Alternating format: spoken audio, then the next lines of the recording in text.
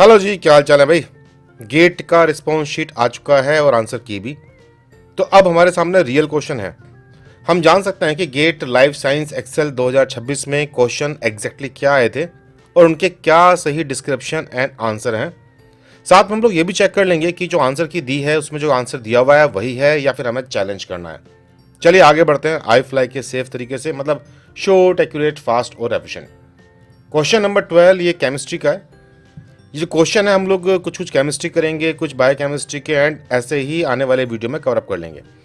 तो question number 12 जो है, upon hydrolysis of pentapeptide glutamic acid, arginine, glycine, phenylalanine, ये N2C दे रखा है, इसे ट्रिप्सिन डाइजेस्ट कराया है और हमें जो फ्रैगमेंट मिलने वाले हैं इनमें से कौन सा फ्रैगमेंट सही है।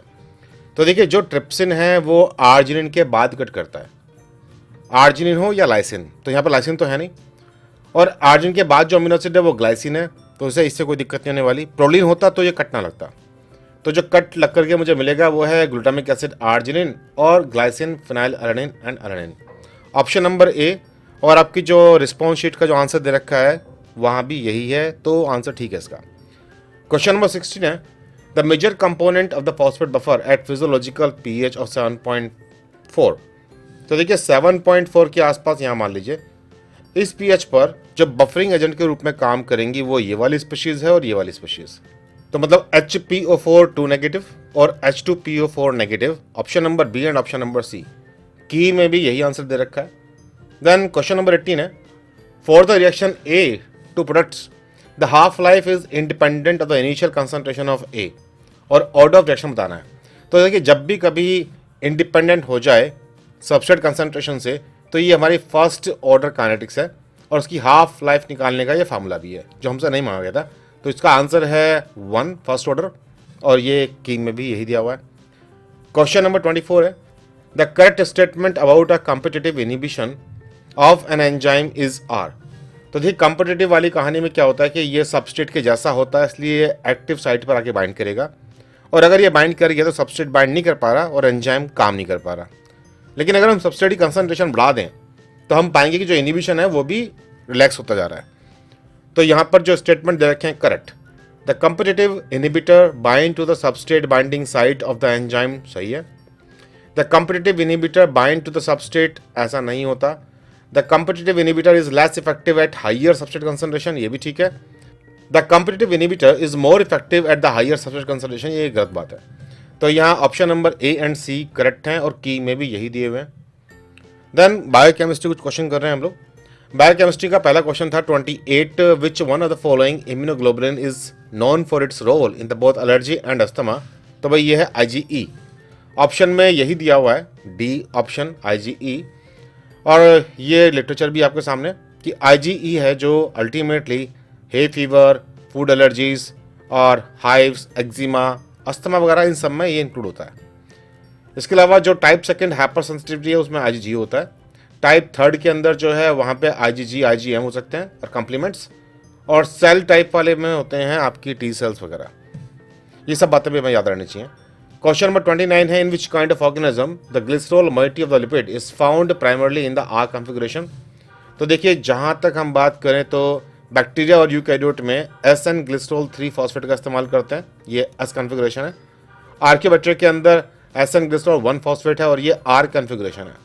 तो बैक्टीरिया में S है, मैमल में S है, आर्कियो में R है और ईस्ट में S है। तो करेक्ट आंसर आपका सी वाला, की में भी सी ही दिया हुआ है। क्वेश्चन नंबर 30 है, the Kennedy pathway of cellular phospholipid biosynthesis is. अगर ये पाथवे ना भी पता हो तो देखिए, जो फॉस्फोलिपिड की बायोसिंथेसिस है वो हमेशा एंडोप्लाज्मिक रेटिकुलम पर ही होती है, तो इसके सारे एंजाइम वहीं पाए जाते हैं। ऑप्शन नंबर डी, की में भी दे रखा है। देन क्वेश्चन नंबर 31 है, which the following option shows the correct pairing of a complement protein with its function. तो देखिए, जब भी कभी कंप्लीमेंट टूटेगा तो एक छोटा पेप्टाइड और एक बड़ा पेप्टाइड बन जाता है। इनमें से एक कंप्लीमेंट पाथवे के दूसरे मेंबर्स को एक्टिवेट कराता है, और दूसरा पार्ट ये निकल करके बाहर आसपास की सेल्स को और बुलाएगा, इन्फ्लेमेशन कॉज करेगा। तो इसलिए जो भी ये पार्ट्स हैं इनमें से एक पार्ट यहीं पर सेल के अंदर रुकने वाला है और एक पार्ट इन्फ्लेमेशन में इन्वॉल्व होगा। इसी को लेकर सवाल था। C5a इन्फ्लेमेशन कॉज करता है। तो देखिए 5a जो है जब भी आएगा तो 5B तो वहीं रह जाएगा, 5A बाहर निकल जाएगा, तो ये इन्फ्लेमेशन में जाता है। C3B ऑप्शनाइजेशन, तो जब भी C3B अब बनेंगे तो C3B बनने के बाद में ये बड़ी मात्रा में यहाँ चिपक जाएंगे सेल के अंदर और ये ऑप्शनाइजेशन कॉज करते हैं। C3A जो है ये बाहर चला जाता है इन्फ्लेमेशन के लिए, तो ये ऑप्शन गलत है। C3B इन्फ्लेमेशन कॉज करता है नहीं, वो यहीं रुक करके मेम्ब्रेन अटैक कॉम्प्लेक्स का पार्ट बन जाता है, इसलिए ये भी गलत था। तो यहाँ करेक्ट ऑप्शन जो है आपके option number A and B हैं और आंसर की के अंदर भी A एंड B ही दिए हुए हैं। देन क्वेश्चन नंबर 32 है, fluorescence is a result of which one of the following. अब यहाँ पर देखिए, जब भी कभी फ्लोरेसेंस होगा तो एनर्जी लेकर के ग्राउंड स्टेट पर से एलिमेंट इलेक्ट्रॉन उठ करके पहुंच जाएगा आपका हायर स्टेट पर, फिर वहां से वो थोड़ी देर के लिए नॉन रेडिएटिव ट्रांजिशन करेगा और उसके बाद वो फिर नीचे आ जाएगा वापस अपने स्टेट पर फ्लोरेसेंस छोड़ता हुआ। तो जो यहाँ पर ऑप्शन दिए हुए हैं, the transition of electron from singlet ground state to singlet transition state, ये आपकी एक्साइटेशन प्रोसेस है, part of the fluorescence process. The transition of electrons from lower singlet excited state to singlet ground state, ये है आपका actual fluorescence emission, जब यहाँ पर ये बात चल रही है। और फिर उसके बाद में the release of energy in the form of light of wavelength higher than the incident wavelength. अब यहाँ ये भी बात है कि जब भी कभी लाइट वो बाहर छोड़ेगा तो ये लोअर एनर्जी हायर वेवलेंथ की होगी जो इंसिडेंट लाइट है उसके मुकाबले। और फिर लास्ट है release of energy in the form of light of lower energy length wavelength than the incident. तो ये इसको उल्टा कर दिया, ऑफकोर्स इन दोनों में से एक ही सही होना है, तो ये गलत है, बाकी सारे ऑप्शन ठीक थे A B C। अब यहाँ पे एक है कि इन्होंने B C दे रखा है केवल, और डबल चेक करने पर भी A भी सही आ रहा है हमारा, तो इसलिए इस क्वेश्चन को आप चाहो तो चैलेंज कर सकते हो। देन क्वेश्चन नंबर 33 है, 25 amino acid alpha helical protein is spanning the thickness of the mammalian cell membrane. Using the average dimension parameter of the typical alpha helix, the thickness of the membrane will be dash angstrom.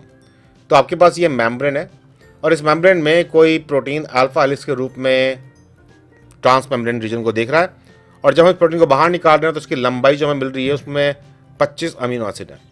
तो देखिए, एक amino acid alpha helix में 1.5 angstrom का लंबाई लेता है और यह 25 है, तो 25 इंटू 1.5 37.5 एंगस्ट्रॉम की लंबाई है इस अल्फा हेलिक्स की, तो ऑफकोर्स ये ट्रांस मेम्ब्रेन पार्ट भी हो गया। तो आंसर है आपका 37.5। ऑप्शन जो दिया रखा था आपके पास की में यह है 36 से लेकर 38 के बीच में, जो भी आंसर होगा वो करेक्ट है। देन इसके बाद question number 34, the oxidative face of the hexose monophosphate pathway, जिसे आप पेंटोस फॉस्फेट पाथवे के नाम से भी जानते हो, यहाँ पे कितने मोल्स ऑफ NADPH जनरेट होंगे पर ग्लूकोज 6 फॉस्फेट। तो एक ग्लूकोज 6 फॉस्फेट से एक NADPH यहाँ बन गया, एक NADPH यहाँ बनता है बिल्कुल इमीडिएटली स्टार्टिंग स्टेप्स में। तो यहाँ पर केवल 2 ही NADPH पर मोल ऑफ ग्लूकोज 6 फॉस्फेट बन जाते हैं इस पेंटोस फॉस्फेट पाथवे में।